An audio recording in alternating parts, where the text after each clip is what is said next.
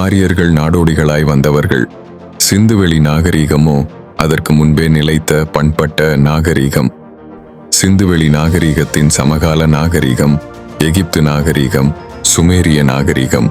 இவ்விரு நாகரிகங்களின் நிலப்பரப்புகளை இணைத்தாலும் அதைவிட பெரியது சிந்துவெளி நாகரிகம். 15 லட்சம் சதுர கிலோமீட்டர் வரை பரவி இருந்தது.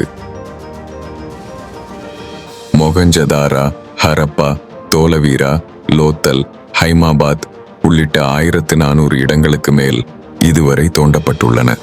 இந்தியாவின் வடமேற்கு பகுதியிலிருந்து பாகிஸ்தான், ஆப்கானிஸ்தான் வரை பரவி இருந்தது.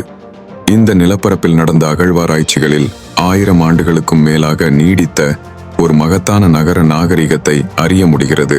கடந்த காலத்தின் மாபெரும் புதிராகவும் நீடிக்கிறது.